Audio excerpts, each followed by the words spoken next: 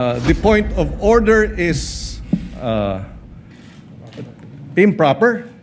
In fact, the debate on this matter here in the impeachment court is out of order, Mr. President. Eh di kung pa-i-insist nyo na yung impeachment amendment na yan kailangan gawin ng special session, eh, papatawag tayo ng special session. Mukha namang very supportive naman ang Malacanang sa majority. Pero I take the position that we are in impeachment court. We are already in impeachment court. Therefore, the amendments must happen here. Medyo common sense din naman po yan. I rest my case.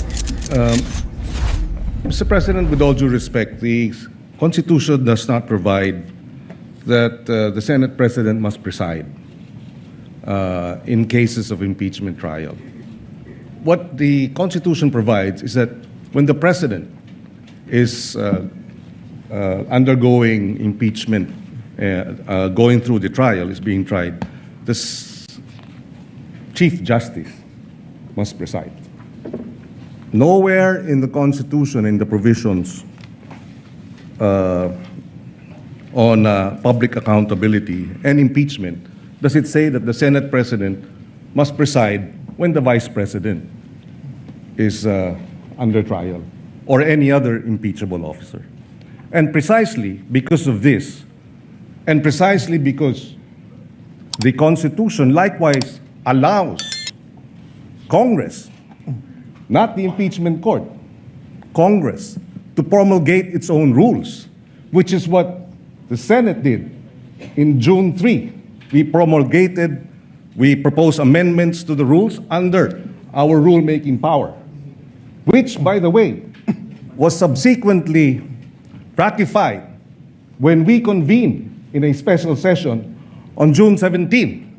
The June 3 journal was ratified unanimously on June 17 when we had our special session. And in the June 3 minutes and the journal, precisely, we approved the amendments to the rules.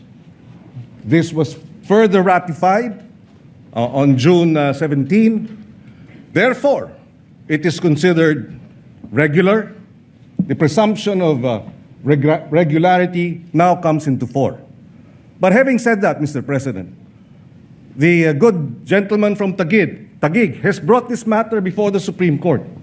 And we agree with the point earlier raised by the Senate President. This matter should be either discussed in the Senate in plenary as a legislative body, or if he has questions which may in fact turn out to be valid, he has brought this matter before the Supreme Court. And therefore, this impeachment court is not the venue for this debate, Mr. President. If there is anyone who is out of order, with due respect, I think the proper process is the matter is pending before the Supreme Court. There is no temporary restraining order. There was a request for a status quo ante order. It was not granted. And therefore, the presumption of regularity behooves us as an impeachment court to proceed. And finally, Mr. President, allow me to reiterate, the point of order is improper. In fact, the debate on this matter here in the impeachment court is out of order, Mr. President. Sir President, Sir President, before you decide, Mr. President, the chair has already Sir ruled. President, before you rule, The chair has Senator already Pia wants ruled. to ask for the floor. Just 2 minutes. And may I respond to Senator Pangilinan? Well, allow the gentleman from Taguig to rebut for 2 minutes, and then we will make the final ruling. Before I rebut, I'm from Ateneo Law School, and what they taught us there is that you look at the records of the Constitutional Commission, and then pag klaro, klaro. But let's call someone from UP Law to see whether they were taught the same thing. Senator Pia, may I ask that Senator Pia be We recognized recognize the before I get my gentlelady 2 from minutes? Taguig, Senator Pia Cayetano. Thank you, Mr. President. It's not an Ateneo UP issue, but always happy to stand before our colleagues and share our experience in the UP College of Law. I was prepared to address this to all our members of the bar in the Senate, but since it is Senator Kiko, my schoolmate, my teammate actually in the UP volleyball varsity team who stood up, I'll also specifically address it to Senator Kiko. So dear Senator Kiko and our colleagues in the majority, knowing that you have members in the majority that are lawyers, and for those who are not lawyers, you definitely have consultants who are lawyers. Wala naman siguro ni isang senador dito na walang consultant na abogado. Kahit ako abogado, ang dami ko hong staff na abogado din. Why? Because these are legal issues. We need to talk to the experts. Kung pag-uusapan natin ang mental health, physical health ng Vice President, then of course we will not listen to lawyers. We will listen to doctors, di ba? So this is a legal issue. Let's hear what the lawyers have to say. But let me just quote, because I know the Senate President doesn't have time to call on all the lawyers. So if you ask your lawyers in your staff, I'm sure nag-abala sila to look at the constitutional records, to look at the journal. I'm sure. And if they did not, please take your cell phone now and text your staff. What does the constitutional journal, the records of the debate show?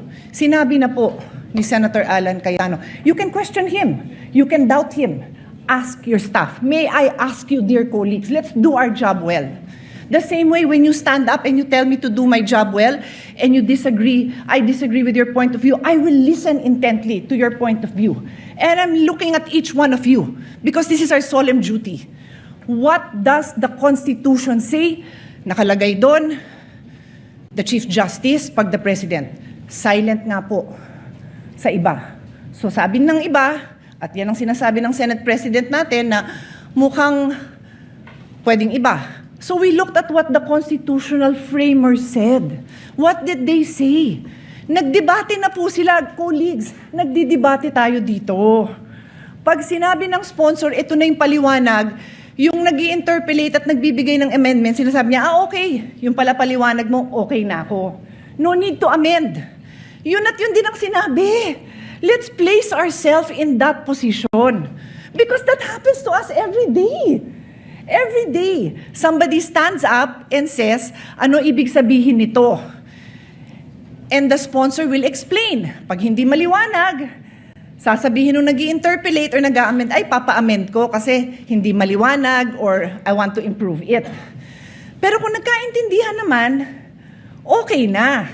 Eh, yun nga yung binasa, tanungin nyo naman po yung staff nyo. Or let's pause, let's all get a copy. Let's show it. Because this is the foundation of this trial na tama yung nakaupong presiding officer. So that's my first point. Mag-abala naman tayo. Read it yourself, ask your staff to print a copy. In fact, on that note, may I ask Senator Alan's staff to print a copy and give it to all our colleagues. Mabilis lang yan, hindi na yan mapapatagalan. Show it. We can take judicial notice naman po siguro of it. Siguro naman, alam na natin ang ibig sabihin ng judicial notice. You can go to the actual records. Nandito na makakuha naman natin yun kung pagdududahan nyo yung ipapaprint ko. So that's my first point.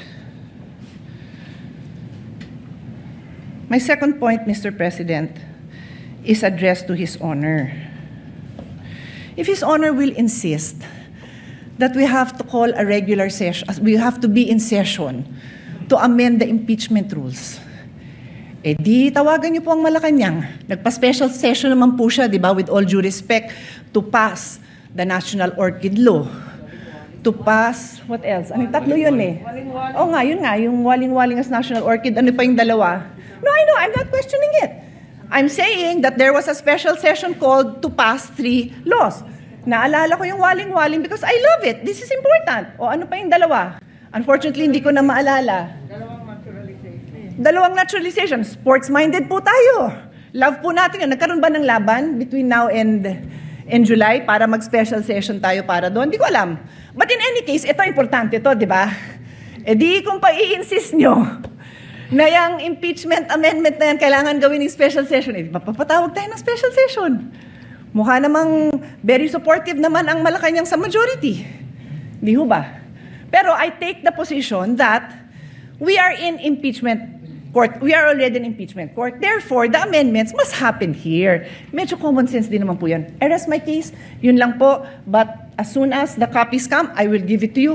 Colleagues, look at it. Huwag tayong majority-minority botohan. Ayusin natin yung pagboboto natin dahil pinapanood tayo, pinapaniwalaan tayo, at umaasa sa atin ang taong bayan. Maraming salamat po.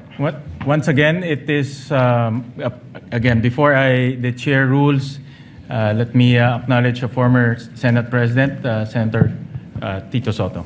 Thank you, Mr. President. Tama-tama yung sinabi ng distinguished lady from Taguig. Tanungin daw yung mga legal staff. Binigay nga sa akin ng legal staff ko, eksakto ganito eh. Article 11, Section 6, page 154. Constitution is silent regarding presiding officer of Senate impeachment. However, the Constitution expressly provides that the Chief Justice will preside if President is on trial. O ngayon, yung mga graduate ng Ateneo at saka ng mga UP, ito ngayon yung legal maxim. Expressio unius et exclusio alterius. In other words, the express mention of one thing is the exclusion of another. Palagay ko, naintindihan nyo lahat ganyan. Itong akin, sa publiko yung sa akin. Ang sinasabi ng publiko ngayon, nanonood sa atin, dapat you should not resort in too much technicalities kasi ang public interest ang iniisip nila rito. They want to expedite the proceedings. They want the trial, not rules. They're interested in the trial, not rules. In the interest of justice, sabi nga nila, sometimes rules are not sacrosanct. But itong nangyayari ngayon dito, ang publiko ang importante rito. Where does the Constitution emanate from? From the public. From the people of the Republic. So, desisyonan nyo na to, Mr. President, para matapos na. Sir President, can I have my 2 minutes? Sir President. Once again, let me reiterate the position of the chair. My humble position is that this matter should be discussed during plenary when the Senate is convened as a legislative body. And may I ask the gentleman from Taguig if he is objecting to this position? Yes. I'm objecting that position and will call for a vote. May I explain? I think under the rules I can explain why I'm asking We'll for a call vote. for a vote first, Mr. and then President, we'll allow. Mr. President, under the rules I can explain why I'm calling for a vote first so that I can convince them to vote for me. No, under the rules, When you object, there's an Mr. objection. The vote will proceed without any explanation, No, Mr. President, and after under that, the we will rules- allow the gentleman from Taguig to explain his vote. Mr. President,